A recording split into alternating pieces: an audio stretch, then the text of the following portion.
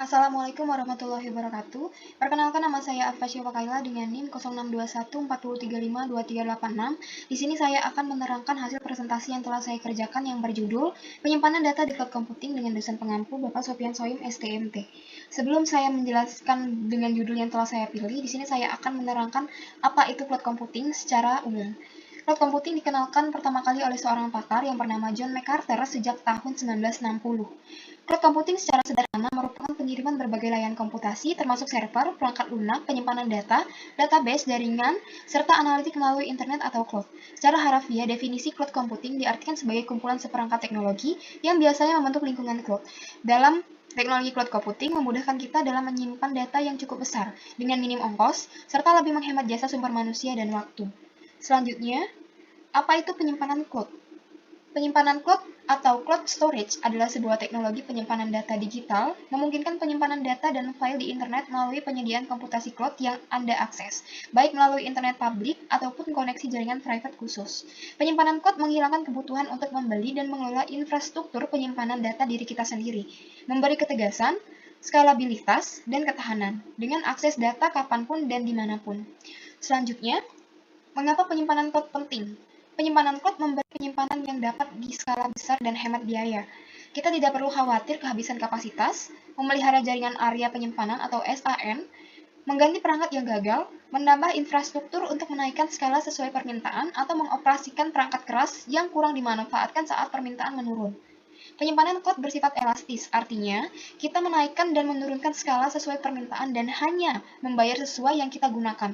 Ini adalah cara bagi organisasi untuk menyimpan data secara online dengan aman sehingga dapat diakses kapanpun dari lokasi manapun oleh mereka yang memiliki izin.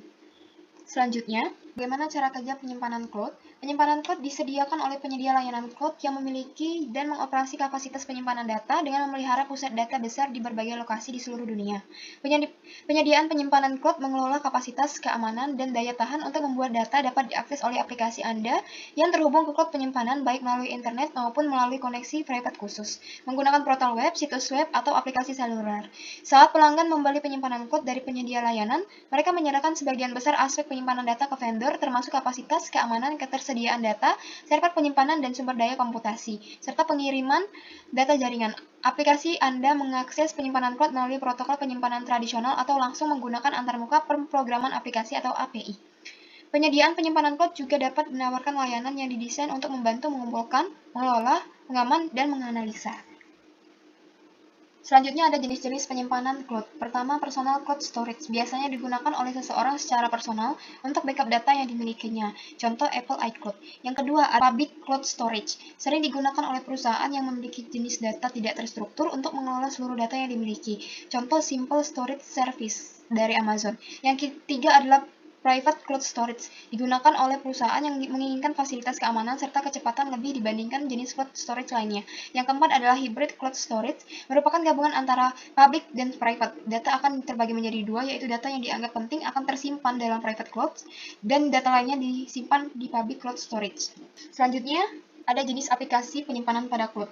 Yang pertama ada Google Drive, yang kedua ada Dropbox, ketiga ada SkyDrive, yang keempat ada Boxcom, yang kelima ada Amazon Cloud Drive, yang terakhir adalah SugarSync. Selanjutnya adalah manfaat dari penyimpanan cloud. Yang pertama adalah semua data tersimpan di server secara terpusat. Dua, penyimpanan ramah lingkungan. Yang ketiga, keamanan data. Yang keempat, fleksibilitas dan skalabilitas yang tinggi. Selanjutnya ada kelebihan dan kekurangan dari penyimpanan cloud. Kelebihan pertama adalah skalabilitas, yang kedua aksesibilitas, yang ketiga keamanan. Kekurangan dari penyimpanan cloud, yang pertama keamanan, memungkinkan data diakses, dicuri, atau disalahgunakan oleh provider. Yang kedua adalah gangguan saat mengakses data, disebabkan oleh koneksi yang bermasalah, server yang sedang down, atau situs maintenance. Selanjutnya ada isu terkait dengan penyimpanan cloud storage. Menurut George Ritz, dalam praktiknya menggunakan cloud storage memiliki risiko yang memungkinkan dihadapi sebagai berikut. Pertama, provider menyediakan jasa cloud computing mengalami bangkrut sehingga server berhenti bekerja dan data hilang, lalu tidak dapat dipertanggungjawabkan oleh provider. Pihak lain atau yang tidak ada hubungan dengan user melakukan penggugatan pada provider jasa layanan cloud yang kemudian memiliki hak akses kepada seluruh server cloud dan mengancam kerahasiaan data. Kegagalan pihak penyediaan layanan cloud dalam melakukan perawatan infrastruktur dan fisik akses kontrol. Selanjutnya ada antisipasi ancaman keamanan data. Pertama, perlu usaha khusus dalam memilih penyediaan jasa atau provider cloud computing. Yang kedua adalah provider cloud harus bertanggung jawab dalam hal penanganan informasi milik user. Yang ketiga, waktu delay yang mungkin terjadi ketika pengambilan informasi setelah crash atau insiden lainnya. Yang terakhir adalah memastikan ketersediaan perlindungan hak milik intelektual dan kerahasiaan atas informasi yang kita simpan pada penyimpanan cloud. Terima kasih, sekian dari presentasi saya. Wassalamualaikum warahmatullahi wabarakatuh.